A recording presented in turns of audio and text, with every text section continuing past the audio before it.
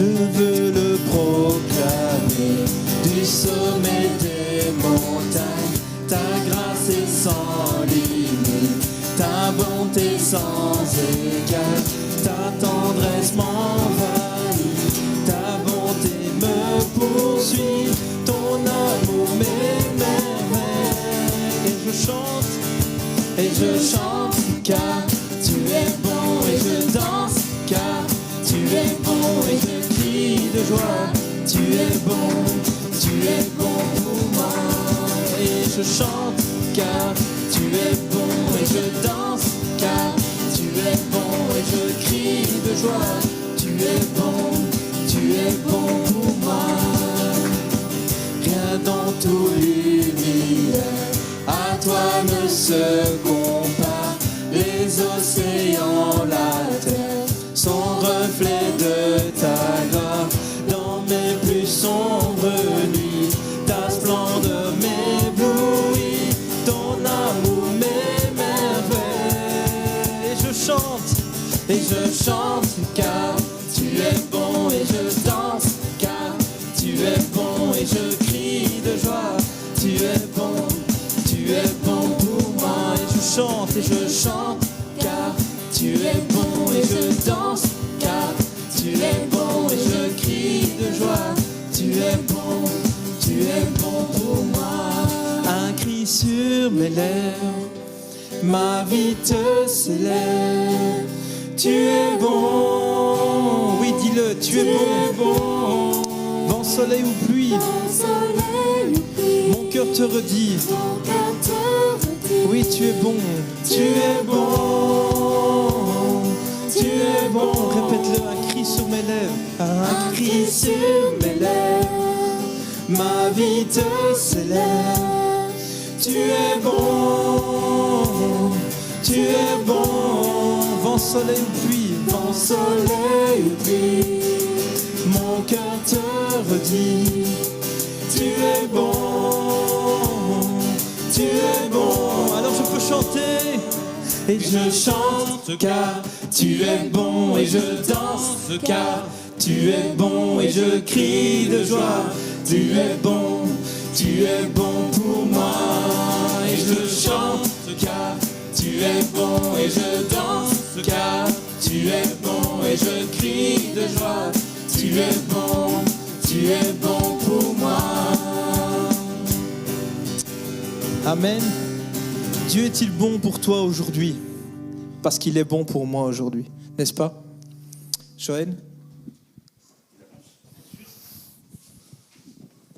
Voilà, j'enlève mon masque, je me démasque pour vous souhaiter un bon dimanche dans la présence du Seigneur et dans notre présence à nous et à chacun.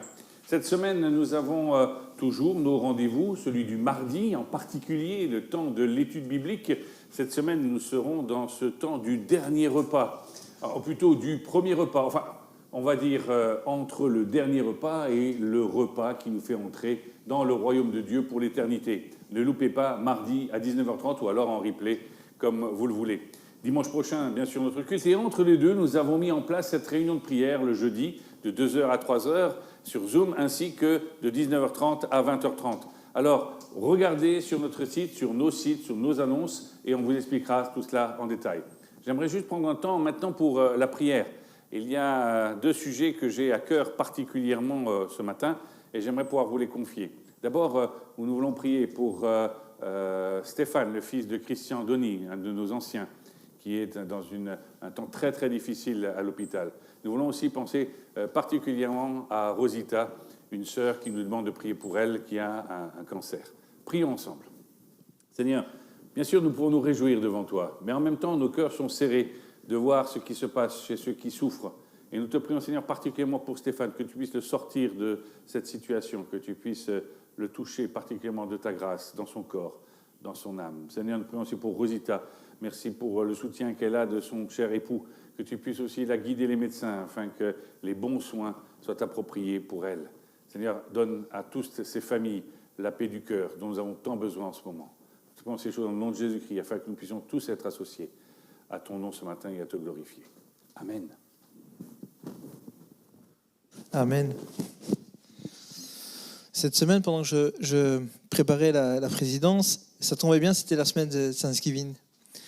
Et là, on se remémore de quelles sont les bontés.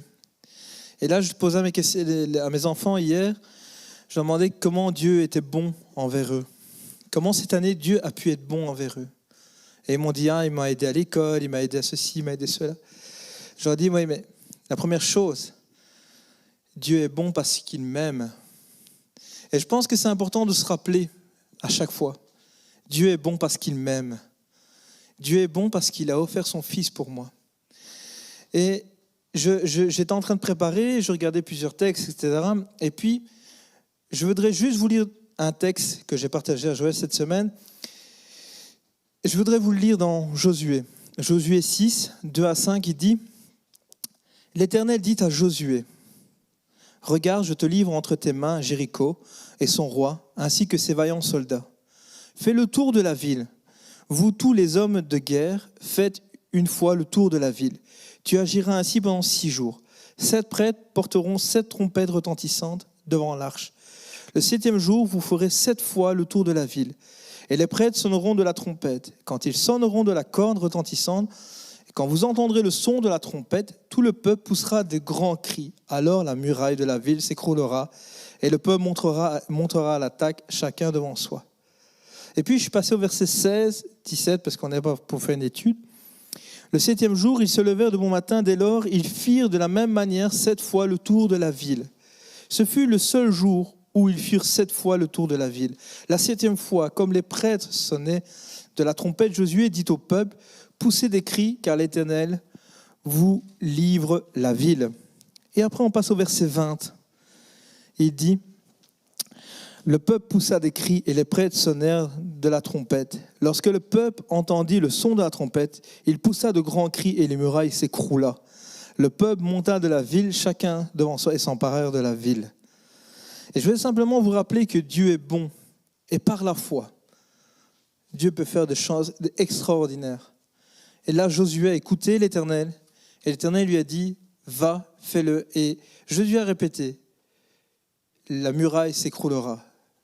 Il n'a pas dit peut-être, on verra. Non, la muraille s'écroulera. Et je voulais vous donner une deuxième bonté dans Josué aussi. Josué 5, il dit, les Israélites campèrent à Gilgal, ils célébrèrent la Pâque. Le 14e jour du mois, sur le soir, dans les plaines de Jéricho, ils mangèrent du blé du pays le lendemain de la Pâque, des pains sans levain et du grain rôti. Ils en mangèrent ce jour-là. La manne cessa le lendemain de la Pâque. Au moment où ils mangèrent du blé du pays, les Israélites n'eurent plus de manne. Ils mangèrent des produits du pays de Canaan cette année-là. Dieu a toujours pourvu, parce que Dieu est bon.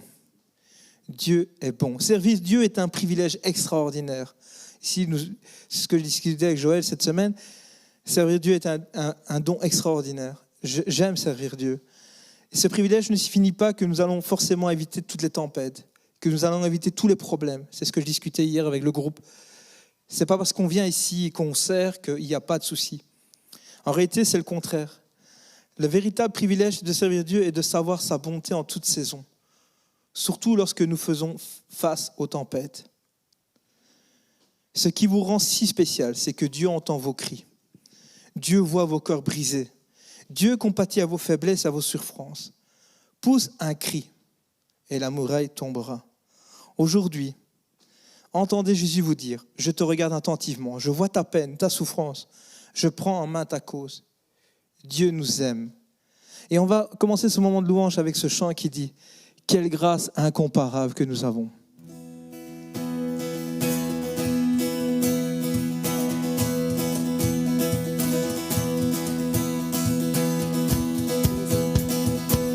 Qui brise le pouvoir du mal de la mort, qui aime d'un amour si puissant, si fort, c'est le roi de gloire, il est le roi des rois. Qui secoue la terre par un saint tonnerre, nous émerveille par tant de mystères, c'est le roi de gloire, il est le roi des rois. Quelle grâce incomparable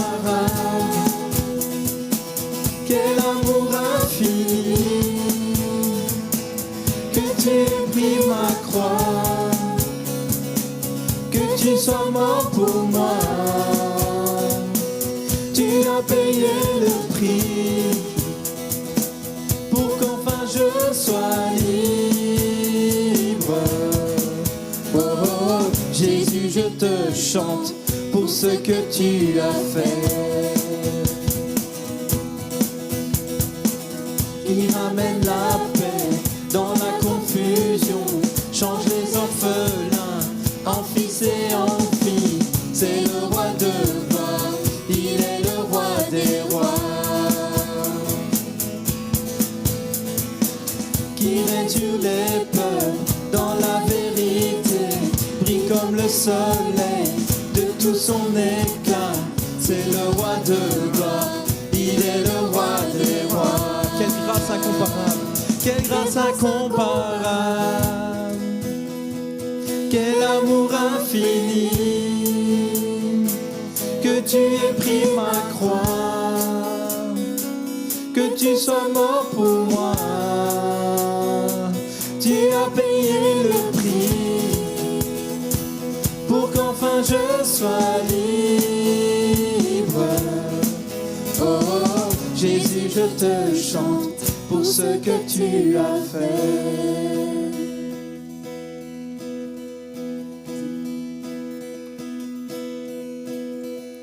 Digne est l'agneau immolé, digne est le roi vainqueur sur la mort. Digne est l'agneau immolé, digne est le roi vainqueur sur la mort. Oui, digne est l'agneau immolé, digne est le roi vainqueur sur la mort. Oui, digne est l'agneau immolé, digne est le roi vainqueur sur la mort. Digne est l'agneau immolé, digne est le roi vainqueur sur la mort. Oui, digne est l'agneau immolé. Digne, digne, digne, quelle grâce incomparable, quel amour infini, que tu aies pris ma croix, que tu sois mort pour moi, tu as payé le prix, pour qu'enfin je sois libre. Oh, oh, oh, Jésus, je te chante pour ce que tu as fait. Quelle grâce incomparable, quel amour infini, que tu aies pris ma croix, que tu sois mort pour moi, tu as payé le prix, pour qu'enfin je sois libre. Oh, oh, oh, Jésus, je te chante pour ce que tu as fait.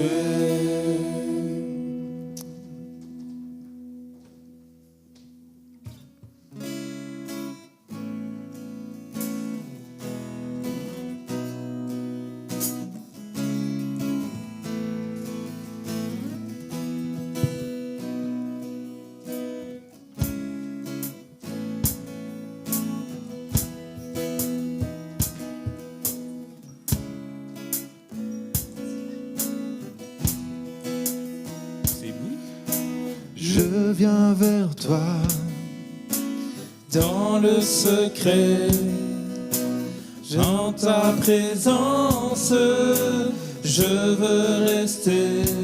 Tu es, tu seras toujours là.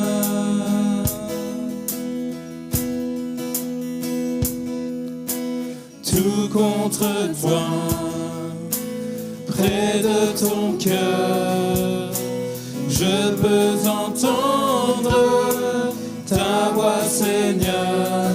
Tu es, tu seras toujours là. Ébloui devant toi,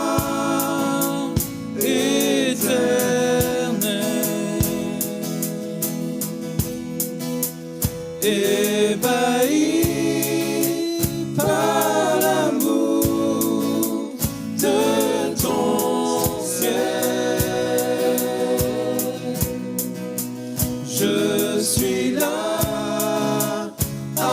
tes pieds. Je viens t'adorer. Je désire habiter près de toi.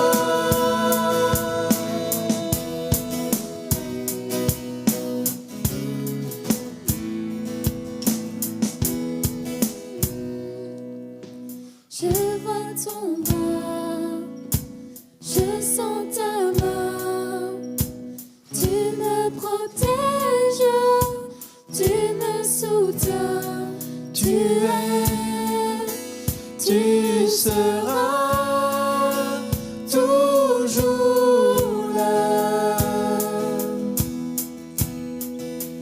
Ébloui devant toi, l'Éternel.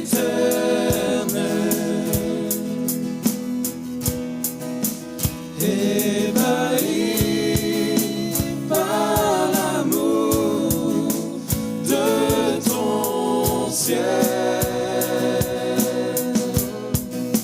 Je suis là à tes pieds. Je viens t'adorer.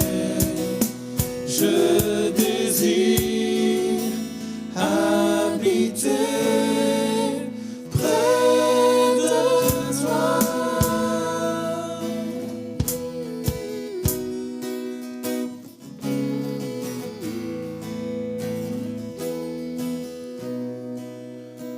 Tu es ma lumière, en toi j'ai un Père, reçois ma prière.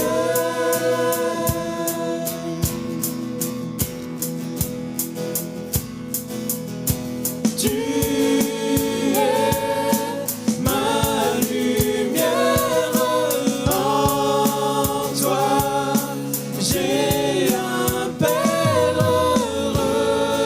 reçois ma prière.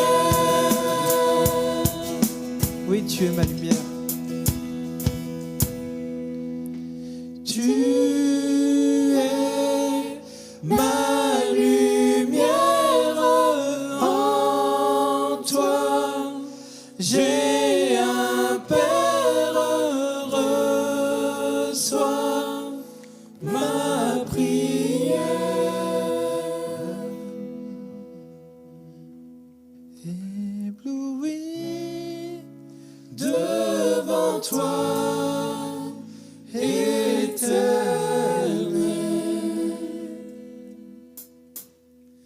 Ébahi par l'amour de ton ciel.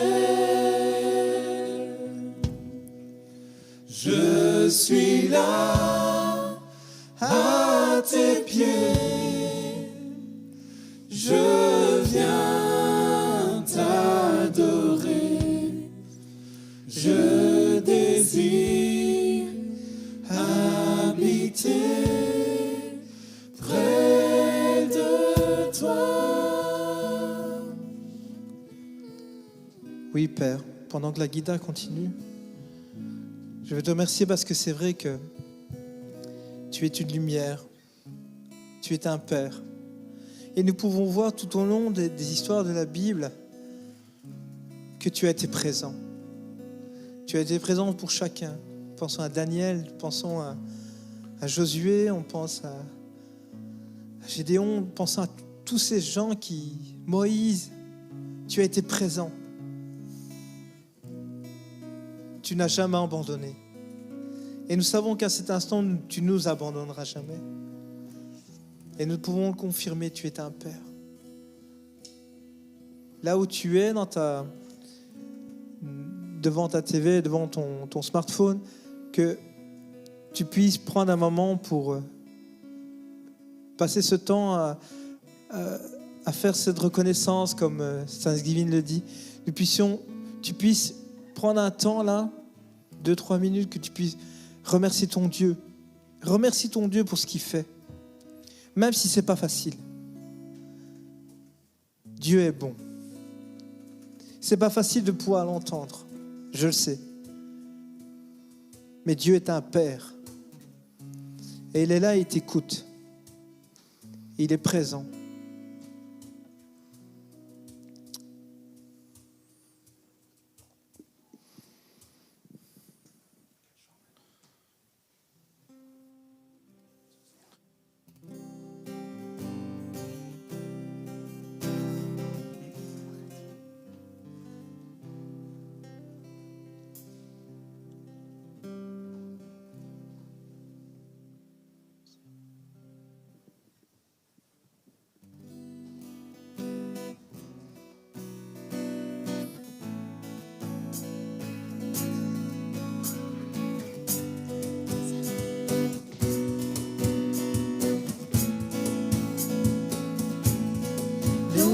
La peur peut m'entourer, les éléments se déchaîner.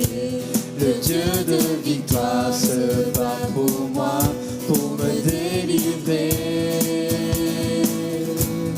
Rien ne saura lui résister, rien ne pourra le faire plier.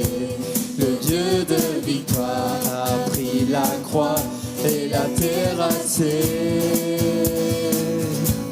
Le Dieu de victoire est à mes côtés, sa main me soutient au cœur du danger. Je vivrai pour lui, marchant par la foi. Le Dieu de victoire habite en moi.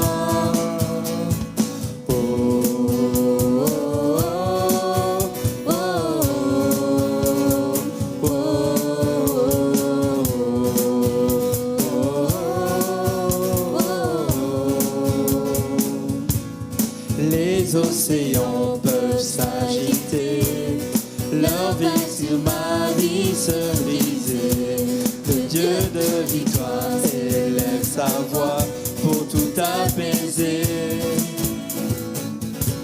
Le Dieu de victoire est à mes côtés, sa main me soutient au cœur du danger. Je vivrai pour lui, marchant par la foi. Le Dieu de victoire habite en moi.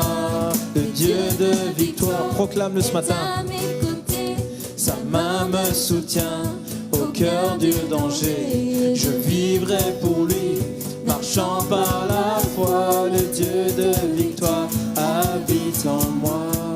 Le Dieu de victoire est à mes côtés, sa main me soutient au cœur du danger. Je vivrai pour lui, marchant par la foi. Le Dieu de victoire habite en moi. Amen. Avant de laisser la place à Sainte-Seine, je voudrais qu'on puisse proclamer ce chant qui dit Notre Père qui est aux cieux.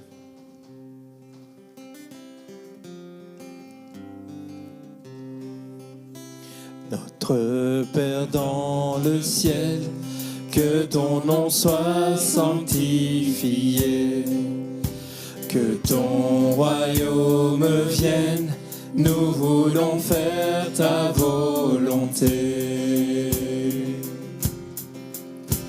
Donne-nous aujourd'hui le pain dont nous avons besoin. Le pardon est acquis pour nous et pour notre prochain. Oui, gloire à Dieu, gloire à notre Père, gloire à Dieu. Nous chantons gloire à Dieu, gloire à notre Père, à lui le règne, la puissance, Amen. Notre Père,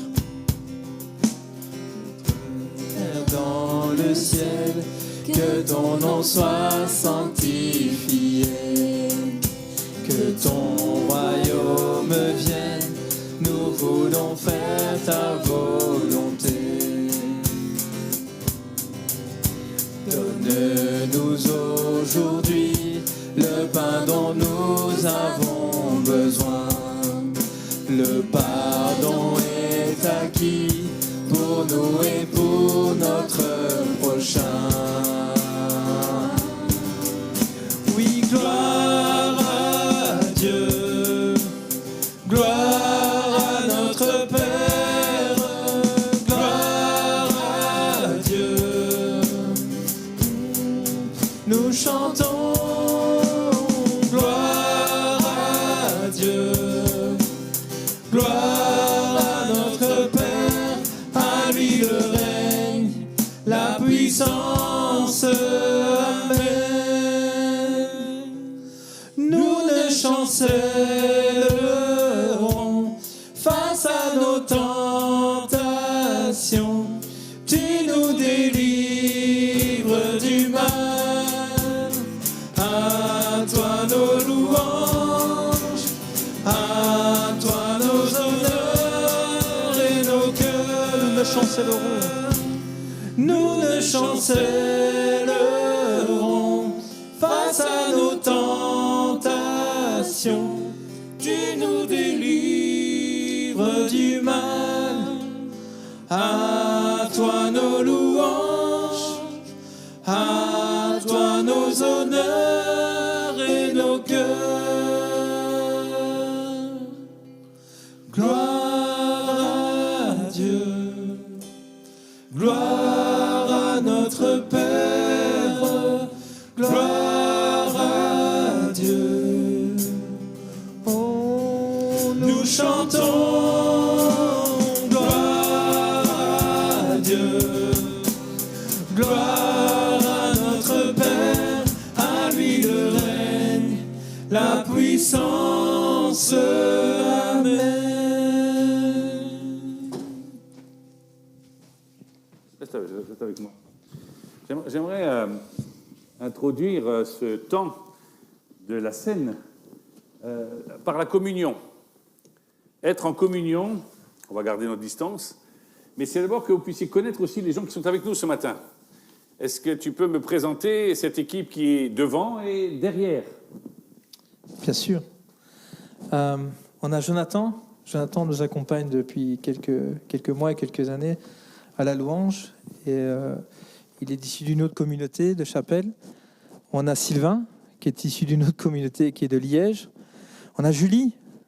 On a Nancy, qui est de notre communauté. On a Dan, qui est le fils de Jonathan, qui est à la batterie. On a Guillaume. Guillaume, on ne le voit pas, mais il est à la sonorisation. On a Mathis, qu'on ne voit pas, mais qui est à la projection des vidéos et du mixage vidéo. Et on a Gaëtan qui, lui, diffuse les paroles, les vidéos, les slides. Et on a Joël qui est là pour nous enseigner. Je m'appelle Jean-François. Et il y a Clément derrière la caméra. Aujourd'hui, on ne le voit pas, mais il est là, présent derrière. Merci. Voilà, c'est vrai que prendre la communion, nous aimerions faire connaissance avec vous. Et c'est vrai qu'on voit quelques noms, vous regardez en replay. N'hésitez pas à nous envoyer un petit mot pour qu'on puisse vous connaître. Je remercie la personne qui nous écrit régulièrement depuis le Chili, qui nous envoie quelques mots d'encouragement et qui est lui-même encouragé par nos messagers. On est un peu écouté un peu partout, pas partout, mais à beaucoup d'endroits et en particulier aussi en Belgique. Nous voulons vraiment prendre ce temps du repas du Seigneur ensemble pour nous rappeler quelques petites choses en prenant un texte qui se trouve dans l'épître à Timothée. C'est une lettre qui est envoyée, il y en a deux qui sont envoyées par l'apôtre Paul, et dans chacune des lettres, il y a un but bien précis. J'aimerais lire avec vous ce texte qui se trouve dans la deuxième à Timothée, au chapitre 4. Voilà ce qui est dit. C'est pourquoi je t'en supplie devant Dieu, devant le Seigneur Jésus-Christ, qui doit juger les vivants et les morts au moment de sa venue et de son règne.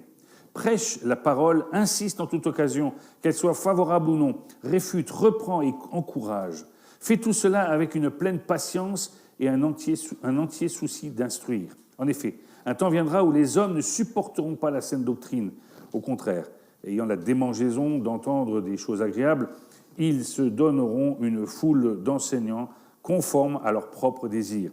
Ils détourneront l'oreille de la vérité et se tourneront vers les fables. Mais toi, sois sobre et en tout. Supporte les souffrances, accomplis la tâche d'un évangéliste, remplis bien ton ministère.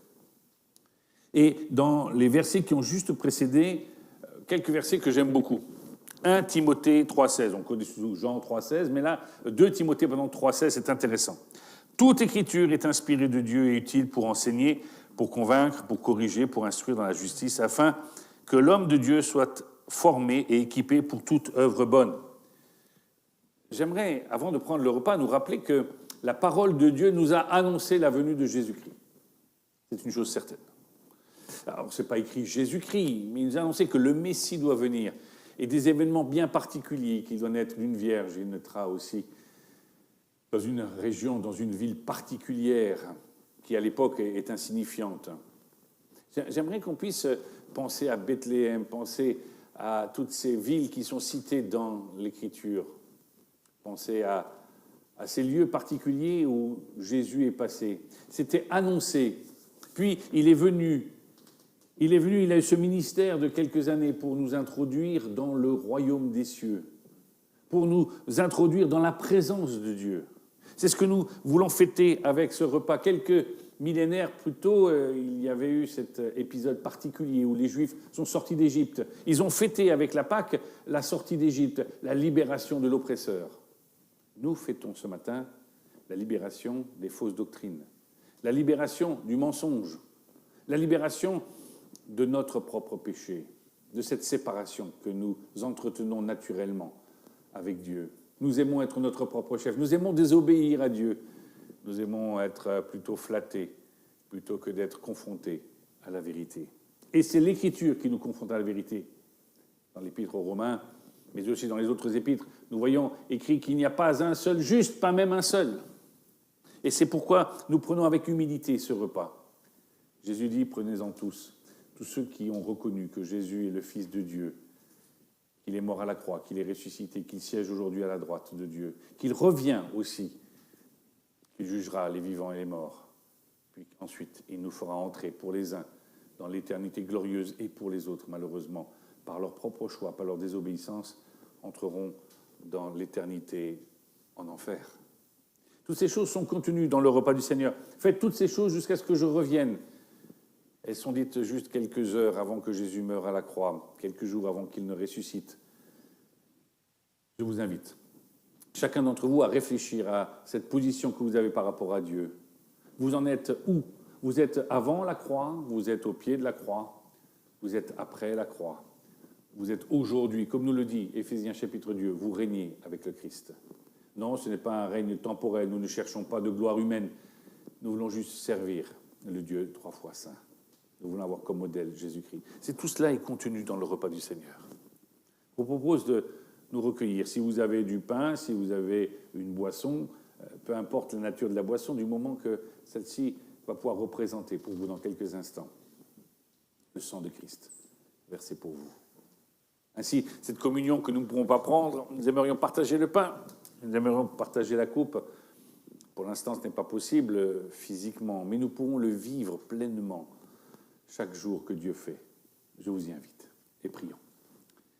Seigneur, merci pour ce repas auquel tu nous invites jusqu'à ce que tu reviennes. Alors Seigneur, nous le prenons assidûment, sans jamais oublier la fin de ton discours. Tu reviens pour juger les vivants et les morts.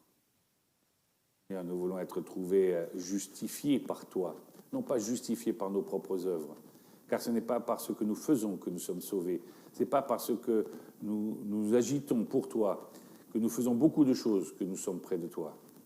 C'est parce que tu nous as appelés. C'est parce que tu nous as appelés dans ta présence. Et nous t'en bénissons. Seigneur, veuille bénir chacun d'entre nous, chaque chrétien ce matin qui, à la surface de ce globe, successivement, selon les fuseaux horaires, vont prendre ce repas en communion les uns avec les autres. Rien ne nous séparera de l'amour de Dieu. Rien ne nous arrachera à notre communion aux uns. Dans ces choses au nom de Jésus-Christ. Amen. Jésus prit le pain, le rompit et de dit ceci,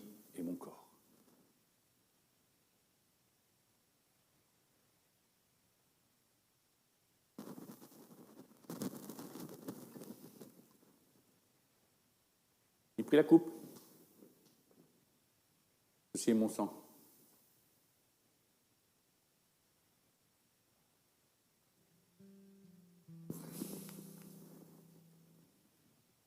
Béni soit l'Éternel.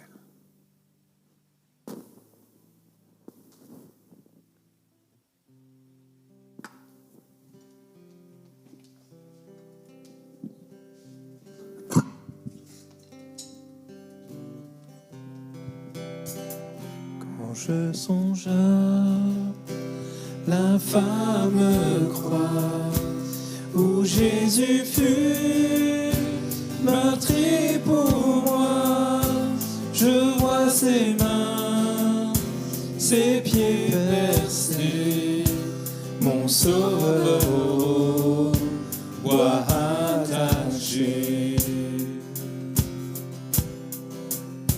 Son collier de larmes trempées dans le tombeau fut déposé, l'entrée scellée d'une lourde pierre, le Messie seul est délaissé. Oh, gloire au nom de notre Seigneur, gloire à son nom, à tout jamais. Nous chanterons sans fin tes louanges. Oh, gloire à toi, ô Dieu. Mais au matin du troisième jour, le Fils des cieux est ressuscité. La mort n'est plus, elle est vaincue. Les anges acclament Christ notre roi. Oh, gloire au nom de notre Seigneur, gloire à son nom, à tout jamais. Nous chanterons sans fin tes louanges. Oh, gloire à toi, ô Dieu. Il reviendra de blanc vêtu, percer la nuit, notre Jésus, et je serai parmi les saints, captivé par sa gloire sans fin. Reprenons ce cœur qui dit « Il reviendra », car c'est une certitude pour nous. Il reviendra de blanc vêtu, percer la nuit notre Jésus. Il reviendra de blanc vêtu, gloire à son nom, à tout jamais. Nous chanterons sans fin tes louanges. Oh, gloire à toi, ô Dieu. Oh, gloire. Oh, gloire au nom de notre Seigneur. Gloire à son nom, à tout jamais. Nous chanterons sans fin tes louanges. Oh, gloire à toi, ô Dieu.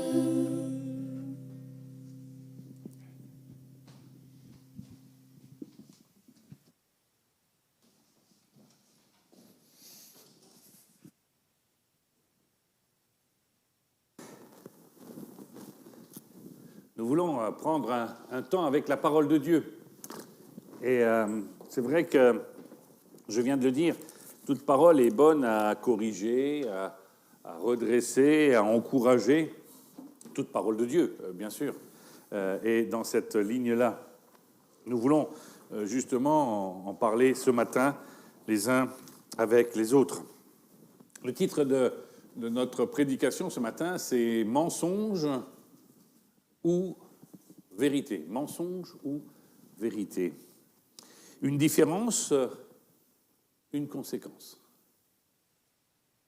Le mensonge et la vérité ont une différence, nous allons la voir, mais il y a aussi des conséquences. Parce que des fois, une différence, ça ne fait pas grand-chose. Mais les conséquences sont importantes de vivre selon l'un ou selon l'autre. Il y a quelques années, j'étais dans une espèce de forum, d'association, et notre église était représentée. Ce n'était pas en Belgique, mais peu importe. Et alors que toutes les associations étaient là, dans une joyeuse fête autour d'une grande place, il faisait beau, nous étions début septembre pour la rentrée. En fait, c'est un peu la promotion des œuvres et des associations de la ville. Un personnage important de la ville, bourgmestre, qui s'approche, regarde notre stand et il sourit. Il fait partie d'un mouvement extrémiste, et un mouvement extrémiste religieux. Et voilà qu'il regarde nos Bibles et nos différents accessoires que nous avions sur notre stand, et il nous dit « peu importe le flacon, pourvu qu'on ait l'ivresse ». C'est une expression bien connue qui veut dire peu importe la manière d'y arriver au bonheur, du moment que voilà, on ait le bonheur.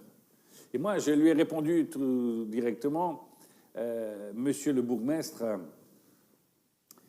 est-ce que le lendemain d'une fête, comme vous la citez, avec le flacon, vous avez la gueule de bois ou ça va plutôt bien? Et je me souviens de l'honnêteté de cet homme qui m'a dit « One point for you », un point pour vous. Je ne cherche pas à gagner du terrain, je veux juste, ce matin, insister sur le fait qu'il n'y a pas plusieurs vérités spirituelles. On aimerait qu'il y ait plusieurs vérités, comme ça chacun peut butiner, prendre ce qu'il veut à droite, à gauche. Mais l'Écriture nous dit qu'il n'y a qu'un seul chemin. Alors, il n'y a rien d'injuste en Dieu, donc je fais confiance en Dieu sur la manière dont il fait connaître ce chemin aux hommes, mais il y a assurément une réponse à donner. Vous pourrez étudier l'étude biblique de mardi prochain, j'ai travaillé sur ce sujet, et je vous en livre un tout petit aspect.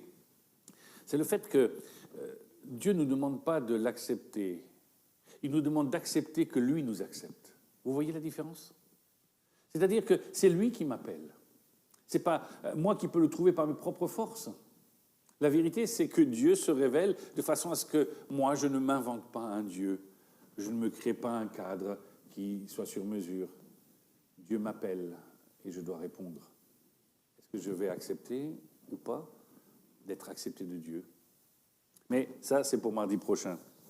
Vous avez bien compris aujourd'hui que nous allons parler de cette différence entre la vérité et le mensonge, d'une approche différente avec des conséquences différentes. J'aimerais prendre avec vous deux textes. Le premier se trouve dans l'épître de Jude, au chapitre 1. Nous la lirons dans la version seconde, donc peut-être que nos techniciens pourront le lire. Nous lirons le chapitre 1 de Jude, Jude 1, versets 5 et suivants. Nous lirons quelques versets pour pouvoir comprendre aussi la suite de notre message. Je veux vous rappeler, à vous qui le savez bien, que le Seigneur, après avoir sauvé le peuple en le faisant sortir d'Égypte, a fait ensuite mourir ceux qui s'étaient montrés incrédules. Quant aux anges qui n'ont pas conservé leur rang, mais ont abandonné leur demeure propre, il les a enchaînés éternellement dans les ténèbres pour le jugement du grand jour. De même, Sodome et Gomorrhe et les villes voisines qui se sont livrées comme eux à l'immoralité sexuelle et à des relations contre nature sont donnés en exemple et subissent la peine d'un feu éternel. Malgré cela, ces hommes adoptent une attitude semblable, entraînés par leur rêverie. Ils souillent leur corps, rejettent toute autorité et insultent des êtres glorieux. Or, lorsqu'ils discutaient avec le diable et lui disputaient le corps de Moïse, l'archange Michel n'a pas osé porter de jugement insultant contre lui, mais a dit que le Seigneur te punisse. Eux, par contre, parlent d'une manière insultante de ce qu'ils ne connaissent pas et se détruisent par tout ce qu'ils savent d'instinct, comme des bêtes sans raison. Malheur à eux, car ils ont suivi la voie de Caïn, ils se sont jetés pour un salaire dans l'égarement de Balaam, ils se sont perdus en se révoltant contre Corée. Ce sont des écueils dans vos agapes, où ils festoient sans scrupule et ne prennent soin que d'eux-mêmes. Ce sont des nuages sans eau, emportés par les vents, des arbres d'automne sans fruits, 2 fois morts, déracinés, des vagues furieuses de la mer qui rejettent l'écume de leur impureté, des astres errants auxquels l'obscurité des ténèbres est réservée pour l'éternité. C'est aussi pour eux qu'Enoch, le 7e depuis Adam, a prophétisé en ces termes. Voici que le Seigneur est venu avec cette sainte troupe pour exercer un jugement contre tous et pour faire rendre compte à tous les impies qui sont parmi eux, de tous les actes d'impiété qu'ils ont commis et de toutes les paroles dures qu'en pécheurs impies ils ont préférées contre lui. Toujours mécontents, ces hommes se plaignent sans cesse de leur sort et marchent suivant leurs désirs. Ils tiennent de grands discours et flattent les gens sans intérêt. Ce texte vient après la 2e de Pierre, sur laquelle nous allons aborder quelques points. Et je vous propose de tourner vos pages un petit peu en arrière et de vous retrouver dans la 2e épître de Pierre, au chapitre 1, au verset 12 et suivant. Voilà, chapitre 2 Pierre, chapitre 1, verset 12. Voilà pourquoi je prendrai soin de toujours vous rappeler ces choses, bien que vous les connaissiez déjà, et que vous soyez affermis dans la vérité présente. Oui, j'estime juste de vous tenir en éveil par mes rappels aussi longtemps que je suis dans cette tente, car je sais que je quitterai bientôt ce corps, comme notre Seigneur Jésus-Christ me l'a fait connaître. Mais je ferai en sorte qu'après mon départ, vous puissiez en toute occasion vous souvenir de ces enseignements. En effet, ce n'est pas en suivant des fables habilement conçues que nous vous avons fait connaître la puissante venue de notre Seigneur Jésus-Christ, mais c'est après avoir vu sa majesté de nos propres yeux. Oui, il a reçu de Dieu, le Père, l'honneur et la gloire quand la gloire magnifique lui a fait entendre une voix qui disait « Celui-ci est mon Fils bien-aimé, qui a toute mon approbation. » Cette voix, nous l'avons nous-mêmes entendue venir du ciel lorsque nous étions avec lui sur la sainte montagne, et nous considérons comme d'autant plus certaine la parole des prophètes. Vous faites bien de lui prêter attention, comme à une lampe qui brille dans un lieu obscur, jusqu'à ce que le jour commence à poindre et que l'étoile du matin se lève dans votre cœur. Sachez avant tout qu'aucune prophétie de l'Écriture n'est une affaire d'interprétation personnelle, car ce n'est jamais par une volonté d'homme qu'une prophétie a été apportée, mais c'est poussé par le Saint-Esprit que les hommes ont parlé de la part de Dieu. Nous continuerons dans quelques instants au chapitre 2, les versets 1. Mais pour l'instant, restons sur cette première partie qui est importante. Mensonge ou vérité? Car on ne peut pas faire côtoyer l'un et l'autre. Mensonge ou vérité? Une différence. Toute l'Écriture ici nous rappelle et veut nous faire rappeler les paroles de Dieu. C'est intéressant de voir qu'il commence au verset 12, « Voilà pourquoi je prendrai soin de toujours vous rappeler ces choses. » La vérité, contrairement au mensonge, a besoin d'être rappelée, renouvelée, recitée. Le terme qui est exact ici dans le texte d'origine, c'est « j'aimerais vous faire ressouvenir ». C'est-à-dire qu'on fait appel à déjà une connaissance. Comment peut-on oublier la vérité? Tout simplement parce que le mensonge a souvent plus de côté attractif. Il nous semble être tellement divers. Le mensonge, il est pluriel. Ainsi, il y a plusieurs vérités dans le mensonge. Et s'il y a plusieurs vérités, il y a souvent alors un gros mensonge qui englobe le tout. C'est le nom du sac qui contient toutes les vérités. Les fausses vérités, bien sûr. Ici, on va insister sur quelques aspects de la vérité. Et je vais essayer de les citer les uns après les autres. D'abord, la vérité nous apporte une garantie. La garantie des écrits qui sont inspirés. Cela veut dire que l'auteur s'en est mêlé. Bien sûr, les textes sont écrits par des personnages différents. 66 livres dans la Bible, donc pas 66 manières d'écrire, même s'il y a des évolutions au cours du temps, mais plusieurs façons d'exprimer la vérité en son temps, vérité continue qui traverse les âges, mais qui est exprimée de manière différente, que ce soit un berger, un roi, un guerrier ou un prophète qui parle et qui écrit sous l'inspiration de Dieu. L'Écriture a une cohésion, elle se tient d'un bout à l'autre. Il y a quelque chose un fil conducteur qui lui permet de se tenir et d'être encore vérité aujourd'hui. C'est la présence de Dieu. Dieu qui transparaît. Je vous l'ai dit tout à l'heure en introduction, mais c'est mardi que je développe ça à l'étude biblique. Ce n'est pas nous vraiment qui choisissons Dieu. Dieu nous demande d'accepter qu'il les ait choisis. Il y a beaucoup d'appelés, mais peu d'élus. Est-ce que nous voulons répondre à cet appel de Dieu ou est-ce que nous voulons continuer à désobéir ? La désobéissance se caractérise par souvent des mensonges. On commence par un mensonge qui va venir masquer cette désobéissance pour essayer d'en faire une vérité. Nous voyons la vérité dans les Écritures quand elle nous présente un roi pourtant glorieux avec pas mal de succès, le roi David, qui doit confesser son péché. La vérité, c'est la transparence, c'est la mise en évidence que l'homme ne peut pas s'approcher de Dieu, mais que Dieu s'est approché de lui. Et ceci au travers de l'Écriture, entre autres, qui devient proximité. Nous pouvons tous, et si vous le désirez, je vous envoie aujourd'hui même, enfin disons demain, puisque aujourd'hui la poste est fermée, mais je vous envoie une Bible si vous la désirez.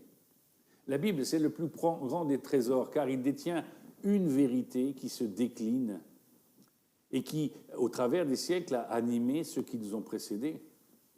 Je vous rappelle que le mot « animer » signifie rendre vivante l'âme. Elle bouge. Un dessin animé, c'est qu'il y a du mouvement. Sinon, c'est une image fixe. Le mensonge, c'est souvent quelque chose qui nous sclérose, tandis que la vérité est quelque chose qui nous rend forts. Je vous ai dit, la garantie, elle est donnée par Dieu lui-même dans l'Écriture. Cette cohésion, cette cohérence de l'Écriture.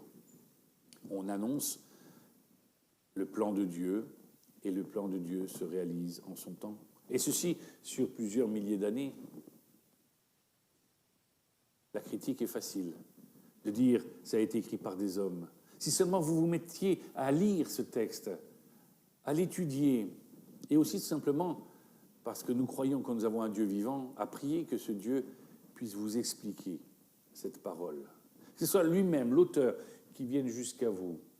C'est là tout le côté miraculeux de Noël.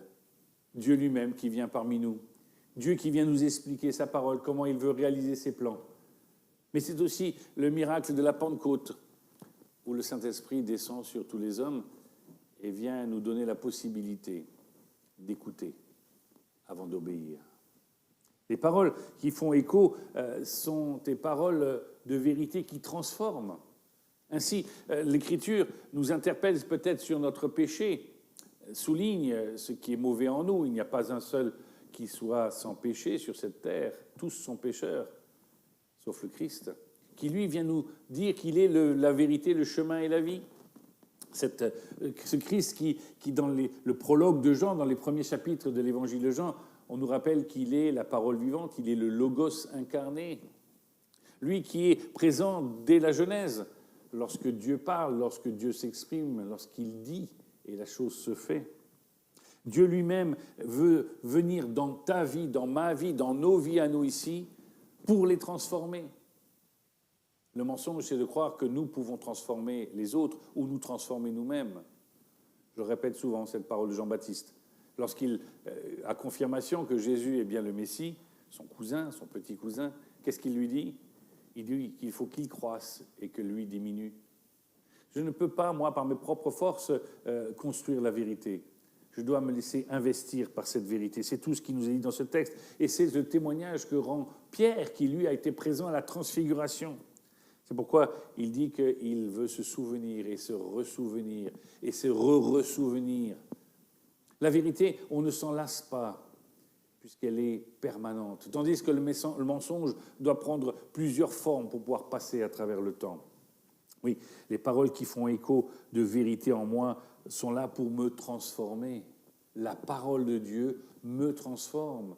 Elle me donne des directives, une manière de faire, une manière de penser, qui n'est pas une matière qui fait de nous des robots, mais au contraire, qui nous permet de rendre gloire à Dieu pour la découverte de cette vérité. Une vérité qui, lorsqu'on la partage, ne se divise pas, mais se multiplie. alors que le mensonge divise et ne réunit pas. Finalement, tous les chrétiens du monde sont réunis autour d'une seule et même vérité. Et ceci est décliné dans le credo.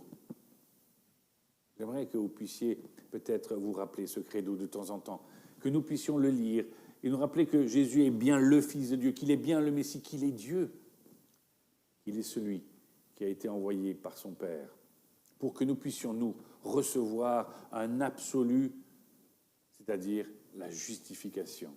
Dieu nous voit comme dépourvus de péché, alors que nous savons combien nous, tous les jours, nous avons besoin de son aide.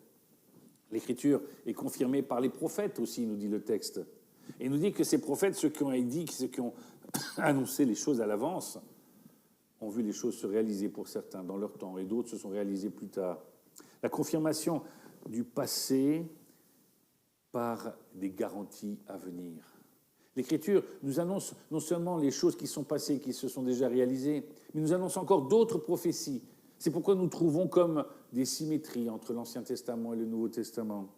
Nous ne pouvons pas faire l'économie de ces deux Écritures. Ce gros livre qui s'appelle la Bible, qui est certainement le livre le moins cher, rapport nombre de pages, prix, ce livre est rempli de paroles qui sont encore à venir.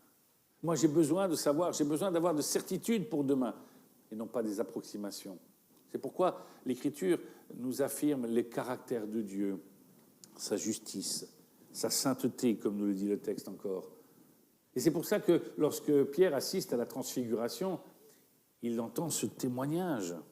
Celui-ci est mon bien-aimé qui a toute mon approbation. Ces choses sont vraies. Il les affirme de son temps, comme vous pouvez affirmer aussi aujourd'hui. L'œuvre de Dieu qui se fait dans votre cœur. Je crois en Jésus-Christ. Je crois qu'il est le Fils de Dieu. Je crois qu'il est mort à la croix et qu'il est ressuscité au 3e jour. Je crois qu'il règne aujourd'hui à la droite de Dieu. Et je crois que ce message est suffisant. Il n'y a pas besoin d'une autre vérité qui viendrait se coller avec d'autres saints ou d'autres messies qui devraient venir. Non, la parole nous dit tout simplement que ces choses-là sont suffisantes. Une vérité qui est annoncée, une vérité qui se réalise, une vérité qui s'accomplira pleinement dans le royaume de Dieu. La parole de Dieu, alors, devient notre testament, notre garantie pour chacun d'entre nous. Moi, je suis sûr d'être sauvé. Est-ce de l'orgueil? Non, c'est parce que c'est Dieu lui-même qui me le dit, qui me le confirme. Son œuvre est suffisante. Quand Dieu fait quelque chose, il le fait totalement, d'un bout à l'autre. Pierre essaye de rassurer ses interlocuteurs parce qu'ils sont à tout vent de doctrine. Encore une fois, je vous renvoie à l'Épître aux Éphésiens où on nous rappelle que Dieu a donné différents dons à l'Église, des prédicateurs, des évangélistes, des apologètes, des missionnaires, autant de dons d'apôtres pour pouvoir annoncer la parole de Dieu aujourd'hui et réaffirmer les fondements de l'Écriture. Nous avons lu tout à l'heure le texte de Timothée, 2 Timothée, chapitre 3, verset 16. « Toute parole est bonne pour corriger, redresser, encourager, etc. » Si seulement nous prenons ces choses-là pour nous, alors nous parlons non seulement du Nouveau Testament, mais de mon Testament. J'aime beaucoup la manière dont Paul écrit. Il dit des fois « mon évangile », comme si c'était lui l'évangile. Mais il s'est tellement approprié ces vérités pour lui-même qu'il arrive à en vivre, quand bien même il passe par les difficultés, par les moments difficiles de la vie, qui peuvent aussi nous conduire, des fois, à des issues fatales. À quoi ça sert de croire?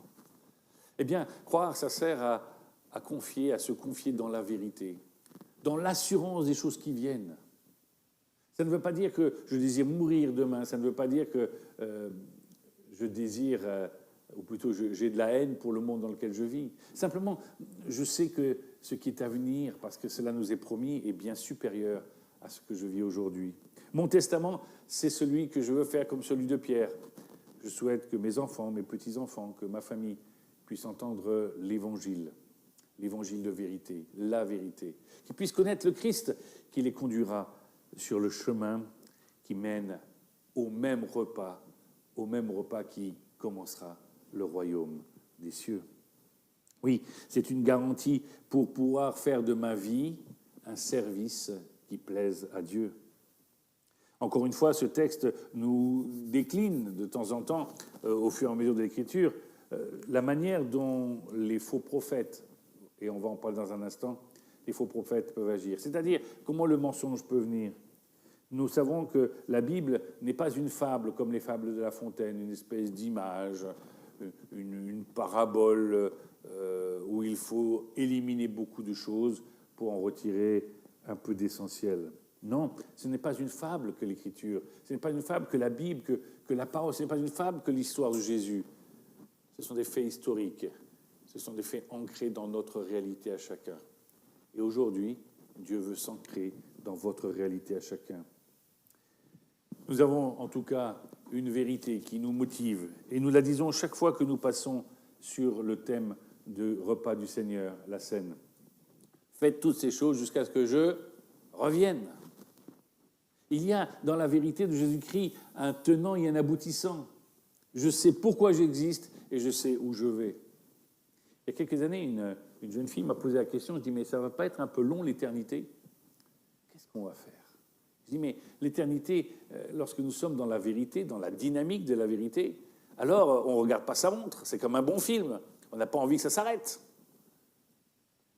La vérité, c'est celle aussi qui me donne de pouvoir vivre aujourd'hui, dans un monde où nous sommes environnés d'approximations.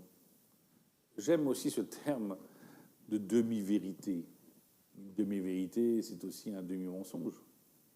Qui voudrait d'un vin qui soit frelaté, il soit à moitié bon? Qui voudrait d'un travail qui soit à moitié intéressant?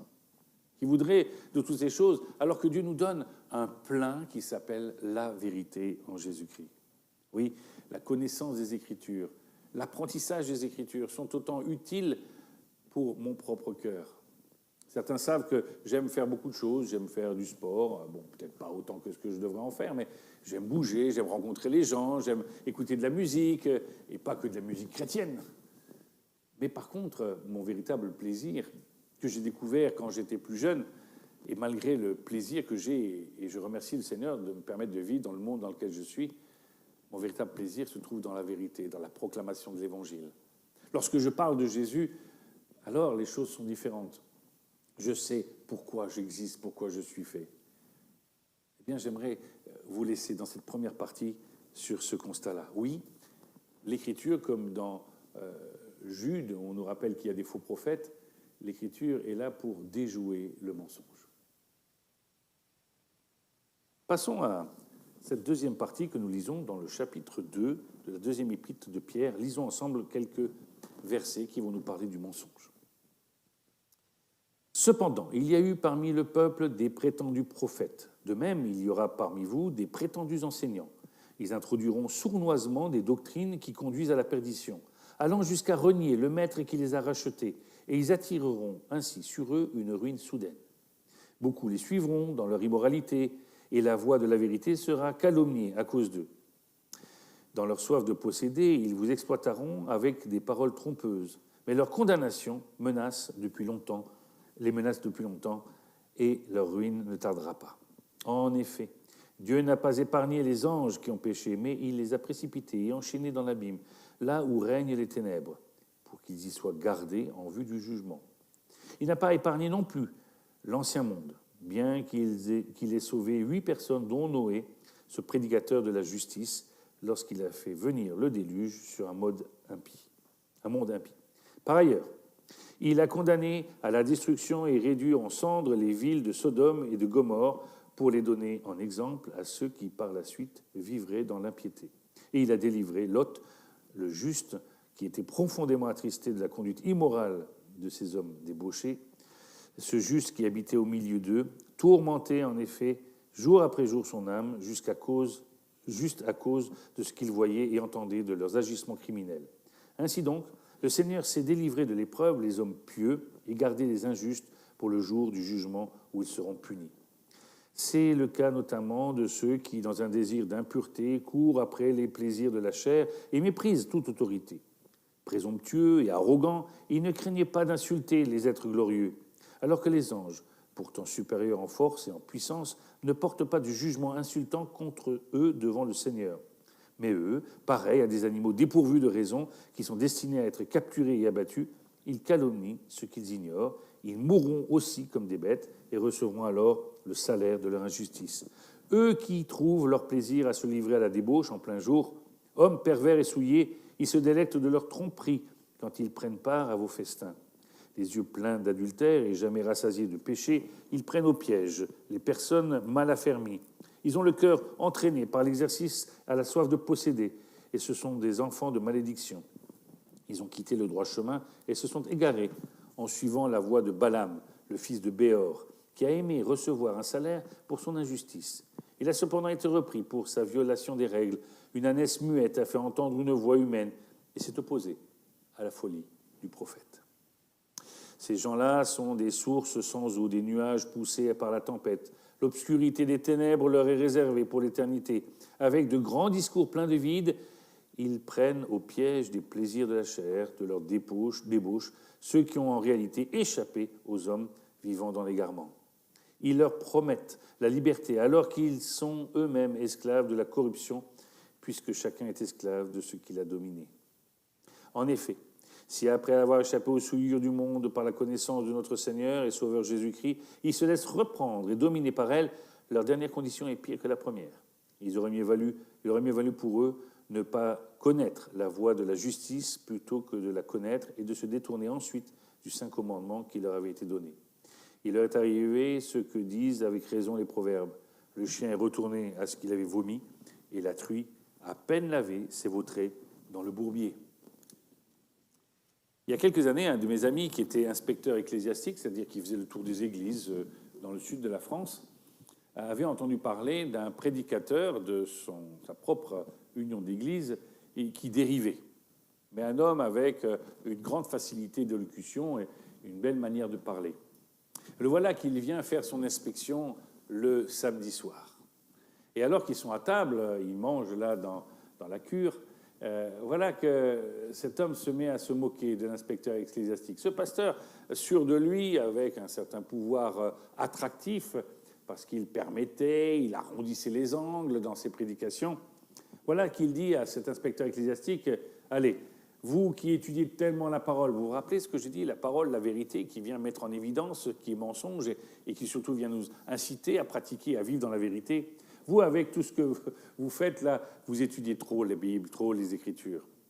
Vous prenez trop de temps avec, vous bourrez la tête avec des choses et finalement le résultat n'est pas bon. » Il dit à l'inspecteur, « Allez, prends n'importe quel texte et demain matin, il est 11h du soir, demain matin, je te fais un message là-dessus et tout le monde sera content. » L'inspecteur ecclésiastique est un peu agacé. Il dit, mais non, on ne peut pas faire comme ça. Toujours est-il qu'il ouvre la Bible, ce monsieur, et il prend un texte. Le lendemain matin, il se met à prêcher. Et en sortant, curieusement, les gens sont assez flattés parce qu'ils ont entendu, on leur a proposé des comportements de vie, des manières de faire dans les affaires qui frisent les impôts et les reproches qu'on pourrait leur faire. Toujours est-il que, quand ils reprennent le repas ensemble, ce pasteur, très sûr de lui, pose la question à cet inspecteur ecclésiastique qui avait beaucoup d'humour, mais était aussi assez direct. Il dit alors, dis-moi, comment était ce message? L'inspecteur ecclésiastique lui dit, profond. Mais curieux de savoir et d'avoir l'appréciation d'un professeur de théologie, car l'inspecteur ecclésiastique était aussi un professeur de théologie, mais profond comment? Et l'inspecteur ecclésiastique lui dit, profond dans le sens du creux. Et il claque. Parler pour rien dire, parler pour meubler, parler pour faire plaisir aux gens. C'est ce qu'on appelle de la politique, quelque part. C'est proposer aux gens ce qu'ils veulent entendre et faire autre chose. Dieu pour tous et chacun pour soi. Et ce n'est pas ce que l'Écriture nous dit. Au contraire, on nous avertit ici qu'il y a un lien obscur. Un lien obscur, c'est ce qui nous est dit dès le départ du texte. Un lien obscur. Qu'est-ce que ça parlait que de dire de quelque chose de sale et de sec? Car le mot obscur signifie ici dans notre texte quelque chose de sale, quelque chose de sec, quelque chose qui ne produit rien. Le mensonge, il y a une différence avec la vérité, mais surtout il y a une conséquence. Un terrain qui est fertile, qui a été rendu fertile, celui de la vérité donne la vie, celui de mensonge donne la mort. Facile à retenir. vérité, vie, mensonge, mort. Les mêmes lettres qui commencent chacune de ces phrases, chacun de ces mots. Les faux enseignants, les faux docteurs, ceux qui nous conduisent à des adultères avec Dieu. On me pose la question, ce que c'est qu'être adultère? C'est simplement de se mêler avec quelque chose de différent de ce avec quoi nous avons été unis. L'adultère, c'est vouloir prendre un autre chemin, vouloir autre chose que l'Écriture, vouloir rajouter quelque chose ou en enlever une grande partie. Dès la fin du 1er siècle, au début du 2e siècle, certains disaient déjà, par souci d'antisémitisme, de supprimer tous les textes qui ont été écrits par des Juifs, puisqu'ils ont crucifié le Christ. Ça commence vite, les faux enseignants, quelques années après que Jésus soit retourné auprès du Père. Mais aussi aujourd'hui, lorsqu'on rajoute des textes ou lorsqu'on substitue des textes parce qu'ils nous dérangent. Oui, mais ça c'était pour l'époque, c'est plus valable pour nous aujourd'hui. C'est vouloir croire que la vérité peut prendre simplement une évolution avec le temps. Et la vérité d'hier devient obsolète. C'est ça, les faux enseignants. C'est de nous faire croire que, par un art de la séduction, nous faire croire que ce qui est ancien est vieux et qu'il faut absolument du nouveau. Confondre le progrès avec le modernisme. Bien sûr, nous sommes des réformés, c'est-à-dire que nous sommes capables de changer la forme de notre culte, de changer peut-être la forme de notre louange, mais le fond reste le même, car la vérité reste la même. C'est lorsqu'on change le fond qu'on ne devient pas seulement des réformateurs, mais nous devenons des faux enseignants. Nous venons apporter dans l'Église l'hérésie, c'est-à-dire la transformation de la vérité pour en faire quelque chose de stérile. Toutes ces personnes dont on ne nous parle pas de personnes vraiment à l'extérieur de l'Église où les choses sont grosses, mais dès l'intérieur de l'Église, lorsque nous relativisons nos relations, nous relativisons par exemple une chose comme s'aimer les uns les autres. Je me souviens de ce monsieur qui me disait « mais ça c'est de la théorie, la Bible nous parle de théorie, mais on sait très bien qu'en pratique on ne peut pas s'aimer les uns les autres ». Effectivement, si nous prenons le texte juste comme ça, à la légère, nous serions tentés de rentrer dans cette hérésie, de croire que Dieu ne nous demande pas vraiment de nous aimer les uns les autres. Il nous a dit qu'il faudrait fournir des efforts et que cela nous coûterait d'aimer notre prochain. Oui, la vérité, elle ne se constitue pas de termes isolés les uns à côté des autres, mais bien de toute la pensée de Dieu qui a réalisé tout ce qu'il a dit et qui réalisera encore ce qu'il a promis. Oui, souvent, nous pensons à des choses grosses quand nous pensons au mensonge. Mais la chose grosse, le mensonge gros est tellement visible, c'est un peu comme nous qui sommes parents ici. On le sent, ça. Mais lorsque la vérité et le mensonge sont juste mélangés, c'est là que nous voyons que le mensonge, il provient d'abord aussi de l'Église. Lorsque nous prêchons une chose et que nous en pratiquons une autre, quelque part, nous faisons menteur la parole de Dieu. Division, séparation,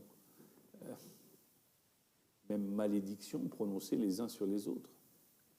Il me semble que le texte nous rappelle que même les anges n'ont pas eu des propos insultants sur ceux qui étaient dissidents. Nous devons nous aimer les uns les autres. Cela ne veut pas dire nous approuver les uns les autres. La vérité ne consiste pas à vouloir dire que nous irons tous au paradis. Ça, c'est l'hérésie, c'est le mensonge, c'est ce qui trompe. La vérité, c'est de dire que tous ceux qui répondront à l'appel de Dieu seront dans le royaume de Dieu. Voilà la vérité. C'est une vérité qui demande un effort sur nous-mêmes, un effort les uns avec les autres, mais surtout un effort parce qu'il y a des conséquences. La conséquence du mensonge, j'ai dit, c'est la mort, c'est la destruction, nous dit le texte, comme avec l'époque de Noé, comme avec l'époque de Lot. En chacune de ces époques, lorsque l'Église, lorsque la synagogue, l'assemblée a dérivé, elle a disparu, elle a dû être redressée de manière forte. Le mensonge ne mène pas dans la présence de Dieu, il mène dans la présence du mensonge, du père du mensonge, à savoir Satan. Oui, la flatterie. La flatterie, c'est ce que nous préférons plutôt que l'unité. La division, plutôt qu'être honnête avec nous-mêmes. Dieu nous place devant quelque chose d'incroyable. Il nous place devant un miroir qui nous montre qui nous sommes au plus profond de nous-mêmes. Ça, c'est la vérité. Mais ce qu'il y a de beau, c'est que devant ce miroir, il nous propose aussi tous les moyens, toute cette chirurgie, j'allais dire esthétique, cette chirurgie spirituelle pour pouvoir nous rendre agréables pour lui et vivables pour nous. Non, il n'y a pas dans l'Écriture différents moyens d'arriver à Dieu. Non, il n'y a pas dans l'Écriture toutes les flatteries sur le comportement sexuel ou sur la manière de vivre dans les affaires. En toute chose, nous devons devenir conformes à l'intérieur comme à l'extérieur. C'est vrai que les faux prophètes, nous les voyons dans notre texte de 2 Pierre 2 et suivants, viennent nous tromper. Et à notre tour, lorsque nous professons et nous vivons cela, nous trompons les autres. Alors, rappelons-nous 2 petites choses. La vérité nous affranchit. C'est l'Écriture qui nous le dit. Elle nous rend libres. Libres non pas de faire ce qu'on veut et n'importe quoi, de nous laisser entraîner à tout vent de doctrine, de nous laisser entraîner à tout sentiment, à toute pulsion, mais au service de Dieu le Père. La vérité nous pousse à la liberté. La deuxième chose, c'est que la liberté, puisqu'elle nous libère, nous renvoie au mensonge qui, lui, nous enferme. Nous enferme dans les geôles de l'enfer. L'enfer, pour les Juifs, c'était le Sheol, cette région de Jérusalem où on faisait brûler 24 heures sur 24 les ordures. C'est un peu plus, comment dire, un peu moins agréable que l'image que certains veulent donner de l'enfer où on fait la fête alors que les choses seraient sobres dans le ciel. Ça, c'est ce que le mensonge qui a été mis dans l'Église depuis des années. Non. Les promesses de Dieu, lorsqu'on nous parle du retour de Jésus-Christ, je vous ai dit que la vérité contient ce retour de Jésus-Christ, doit nous pousser à avoir envie de partager le repas dont on a parlé tout à l'heure avec Jésus. C'est passionnant d'être avec quelqu'un qui a une telle histoire, qui est là depuis avant la fondation du monde. De pouvoir être dans la présence de Dieu, le Créateur. De pouvoir se trouver dans un endroit de paix, d'animation aussi. Il est dit qu'il n'y aurait plus ni pleurs, ni larmes. Voilà les vérités qui sont assénées par la parole de Dieu, mais dans la présence de Dieu. Pour ceux qui n'auront pas accepté, il y a les ténèbres, les lieux obscurs, un endroit sale et sec. Choisis la salle des fêtes ou les poubelles. Grosso modo, c'est la proposition de Dieu. Pour cela, il faut que tu sois honnête avec toi-même. Tu te laisses imprégner par l'Esprit de Dieu qui te montre ce qui est juste et bon et agréable. Pour que ta vie puisse devenir un parfum. Un parfum pour toi-même, un parfum pour Dieu, mais aussi un parfum pour ce monde qui vit dans le mensonge. Alors, vérité ou mensonge ? Vérité, c'est la vie.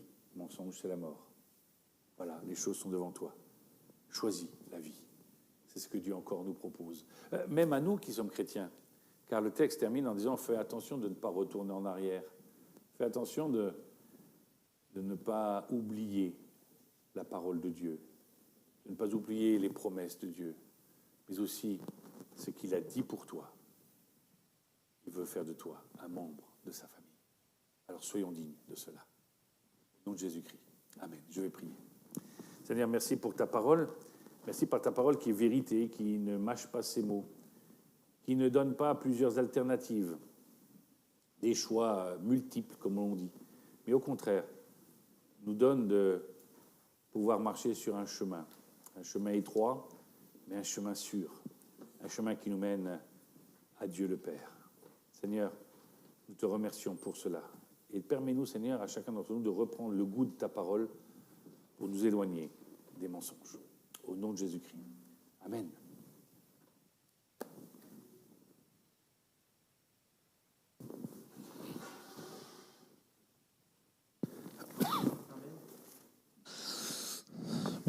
Merci Joël.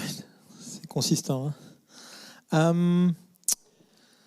Je vais d'abord vous faire des annonces pour les offrandes. Donc vous allez avoir un numéro de compte qui va s'afficher. Nous le faisons pour que l'évangile puisse continuer. Parce que nous avons besoin de moyens, nous avons besoin de finances pour pouvoir continuer. C'est pour pouvoir propager l'évangile, pour pouvoir continuer à diffuser. En parlant de diffuser, c'est difficile de venir après un message pareil, mais je suis obligé de le faire. Je vais vous demander si c'est possible, quand vous voulez diffuser un message, partagez plutôt que de liker. Liker, c'est de mettre un petit pouce. Plutôt partager la page. Ça permettra que l'évangile puisse être propagé. Ça permettra que dans votre flux d'actualité, ça apparaisse aussi, ça apparaisse à vos amis, etc. Et dans YouTube, si vous savez appuyer sur s'abonner, vous appuyez sur s'abonner et puis vous cliquez sur la petite cloche, ça permettrait d'avoir un flux beaucoup plus... pour avoir une propagation de la page un peu plus grande. On a déjà 500 et quelques abonnés sur Facebook, mais ça permettrait aussi que ces messages puissent être diffusés à un grand nombre de personnes. Et comme on l'a dit tout à l'heure, nous avons eu des gens de Chili, etc., que nous lui souhaitons un bonjour. Que vraiment que ce message puisse être propagé. Il y a tellement de messages sur le web, on en parlait encore hier soir, il y a tellement de messages sur le web qui apparaissent, qui sont un peu bizarres, des doctrines un peu bizarres, ou des complots aussi de chrétiens. C'est dommage, mais c'est là, c'est présent, et tout le monde le voit. Merci Joël pour ce message extraordinaire. Et je voudrais qu'on finisse ce moment avec d'abord la prière, et après on finira avec le dernier chant. Et puis aussi vous aurez une vidéo pour les enfants. Donc n'hésitez pas à mettre vos enfants. Ces vidéos sont riches, elles sont vraiment importantes. Et nous voulons remercier aussi l'équipe qui s'occupe de ça. C'est un travail extraordinaire, ça prend du temps, nous le savons. Merci à Jean-Yves, Sarah pour ces recherches, ces mises en route, ces envois constants. Si vous en avez un chaque semaine, sachez que ça prend du temps. Priez pour eux. Priez, ils en ont besoin. Père éternel, nous voulons te remercier pour ce message. Merci pour cette réunion. Merci pour tout ce qui se fait. Et c'est vrai que nous ne voulons pas oublier cette offrande. Vraiment, tu puisses l'agréer. Que tu puisses vraiment, Seigneur, donner à ceux qui en ont la charge, donner cette bénédiction de pouvoir savoir où ils vont la mettre et dans quel niveau ils vont la mettre. Nous te demandons vraiment, Seigneur, que tu puisses leur donner vraiment la sagesse pour le faire. Nous voulons te remercier pour tous ceux qui donnent, tous ceux qui font. Nous te demandons vraiment de bénir chacun, Père. Même ceux qui en donnent peu, qui en donnent beaucoup, vraiment que tu puisses les bénir. Garde-les. Merci pour pouvoir diffuser cet évangile. Et je veux profiter de cette prière pour aussi prier pour Jean-Yves et Sarah, pour vraiment tous ceux qui s'occupent de la coordination, la décoration, que vraiment tous ceux qui s'occupent de l'ensemble, que tu puisses bénir chacun, Père. Bénis-les. Te le demandons dans le nom de Jésus. Amen. On finit avec ce chant qui dit « Christ est ma joie ». Alors je ne vous vois pas, je le sais, je ne vous vois pas, c'est vide ici, mais je suis certain que vous allez vous lever parce que Christ est votre joie. Et on ne peut pas déclarer une joie en restant assis, n'est-ce pas Joël? On ne peut pas déclarer en restant assis, mais il va se lever, hein. Je le sais qu'il va se lever parce que je le connais. Donc on ne peut pas déclarer une joie. Christ est ma joie. On ne peut pas la déclarer en restant assis. Allez, on y va.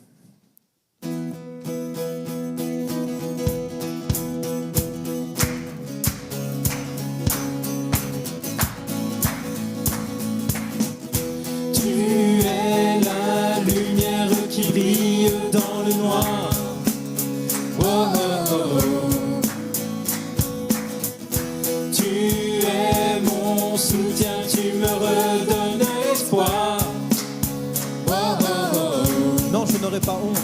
Non, je n'aurai pas honte de proclamer de tout mon être. Je veux le déclarer. Déclare-le. Christ est ma joie. Christ est ma joie. Je n'aurai pas peur de chanter, pas peur de crier haut.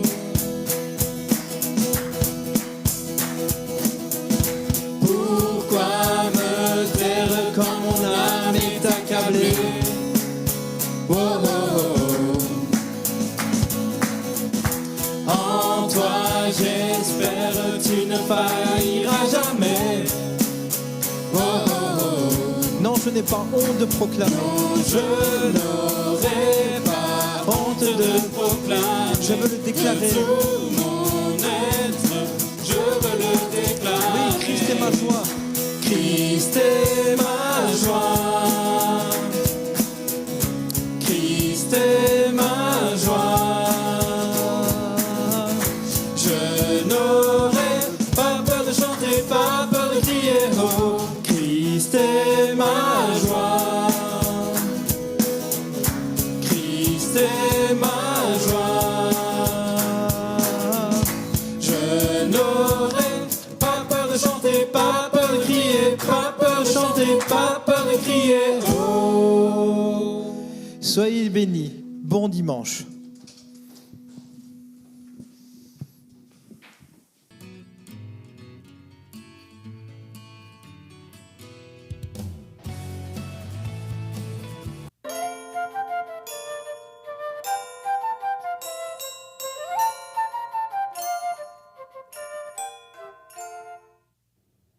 Salut les amis! Vous savez quoi? Dans un mois, c'est la fête de Noël. C'est la fête! Moi j'aime bien faire cette fête. Et pas toi? Ah, et tu sais pourquoi j'aime bien cette fête? Par exemple, on peut chanter des chants de Noël. C'est amusant. Il est né le divin enfant, jouer au bois, résonner musette. Alors moi ce que j'aime bien dans les fêtes de Noël, c'est qu'on mange les bonnes choses. Ah, tu en veux? Ah, ça, c'est bon, hein? Et aussi, on profite de bons moments avec les gens qu'on aime.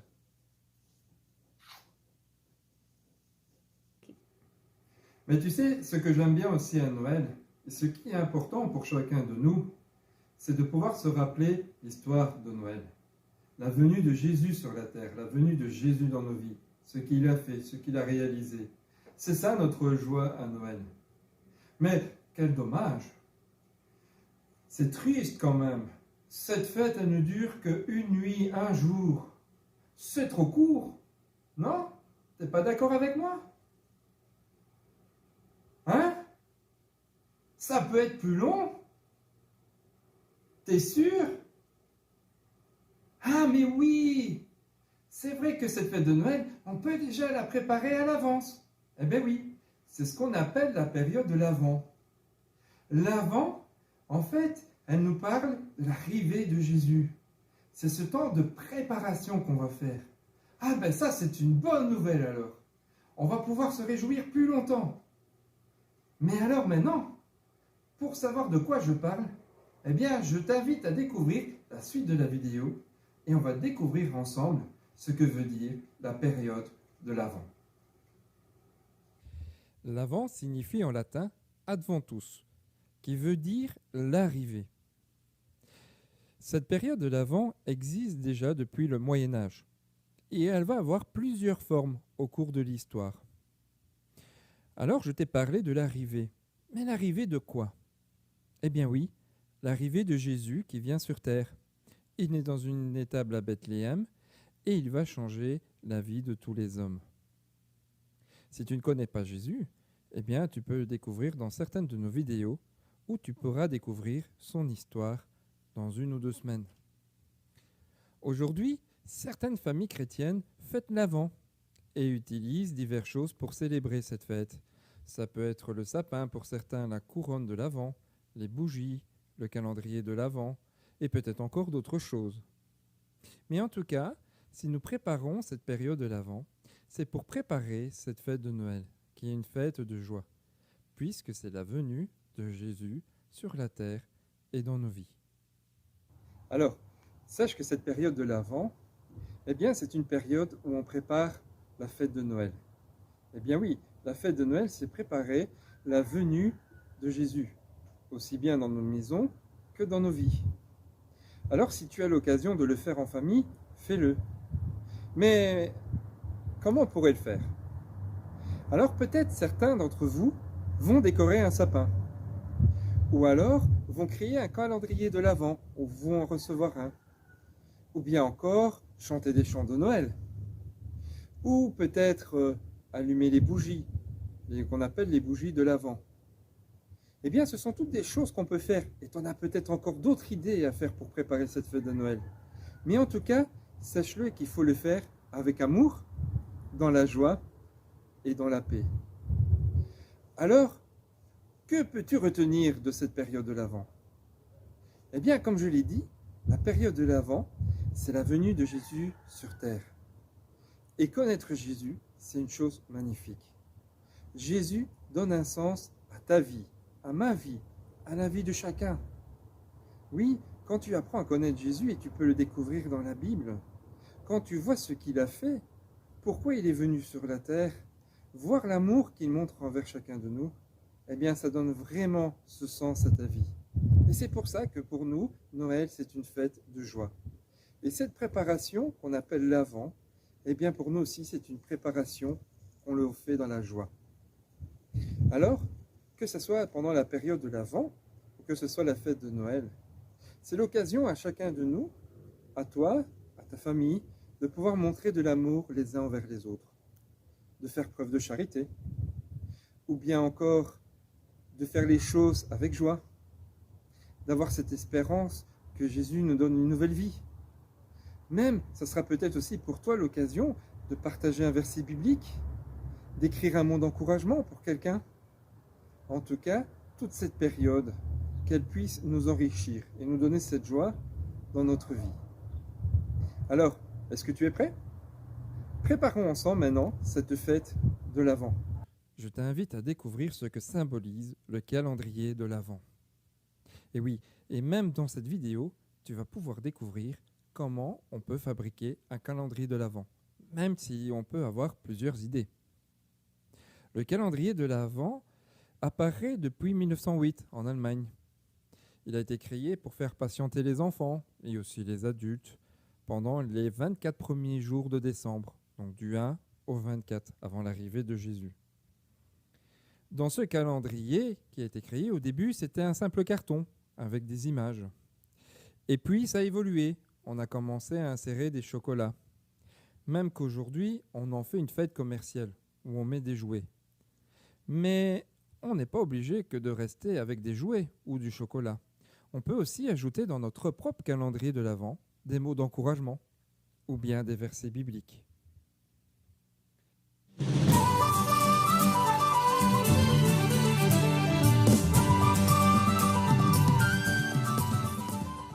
Alors tu vois Josué, nous aussi on va en faire un calendrier.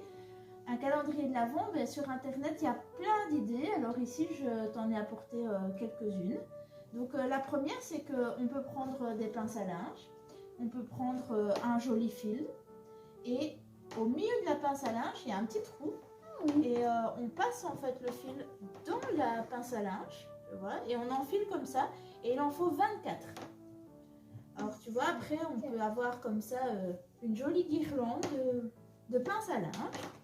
Et puis on trouve des jolis versets dans la Bible. Par exemple, celui que tu avais retenu tantôt, c'était Matthieu 1, verset 21.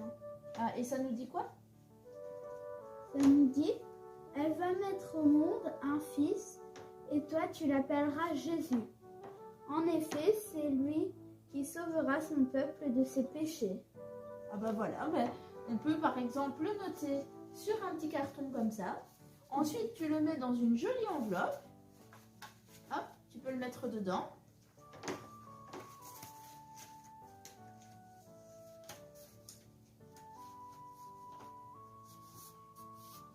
Voilà, et après, une fois que c'est fait, eh bien, on vient les accrocher comme ça sur notre petite guirlande de pince à linge. Et on peut les décorer avec de jolies petites images, des autocollants. Alors, il y en a qui sont déjà tout faits. On peut trouver ça comme ça, des petites boîtes avec des numéros. Et on y met dedans les petits versets. Ou alors, il y a encore plein d'autres idées. Tu vois, c'est chouette de faire un calendrier.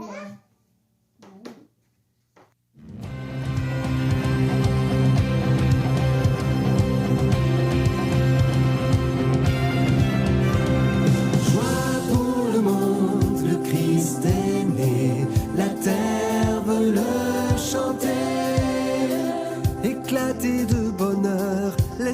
chanter vos cœurs. La terre et le ciel chantent. La terre et le ciel chantent. La terre et le ciel chantent. Oh, oh, oh. Joie pour le monde, le Christ est roi. Aplanissez sa voix. L'enfant qui vient de naître apporte à tous les êtres le règne de la paix, le règne de la paix, le règne de la paix. Oh, oh, oh, Joie pour le monde, le Sauveur vient préparer son chemin.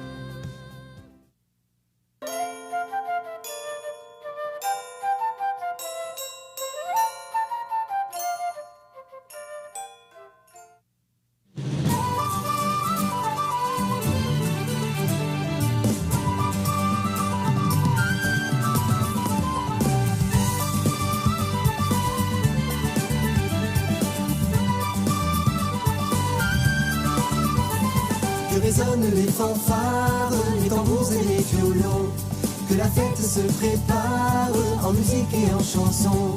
Annoncez la nouvelle, un sauveur nous est né, consolation pour l'humanité. C'est le ciel qui appelle, qui déclare la paix aux hommes de bonne volonté. Que les jeunes le déclarent, que les vieux le chantent aussi, qu'on redise son histoire, que personne ne l'oublie. Voyez les demoiselles danser en son honneur, que la liesse lui soit réservée. Annoncez la nouvelle fête, battre les cœurs, chanter un sauveur nous est né. Qu'à lui soit toute la gloire, qu'elle accueille dans nos maisons, et qu'on donne à sa mémoire tout l'honneur de son saint nom. Que la joie et les rires flottent dans les banquets, dans la douce lumière des bougies. Que le temps des soupirs soit fini à jamais, chantez, il est né le Messie.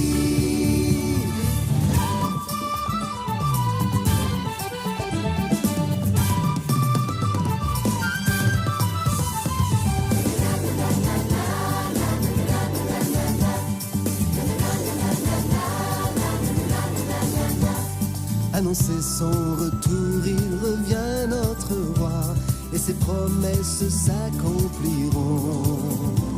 Préparez ce grand jour où tout œil le verra, et pour toujours nous le chanterons.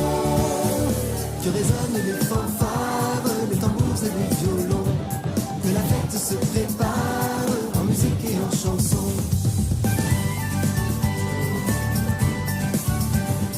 Que les jeunes le déclarent, que les vieux le chantent aussi, et que tout ce tintamarre fasse énormément de bruit. Hey! Qu'à lui soit toute la gloire et l'accueil dans nos maisons, et qu'on donne à sa mémoire tout l'honneur de son saint nom. Et qu'on donne à sa mémoire,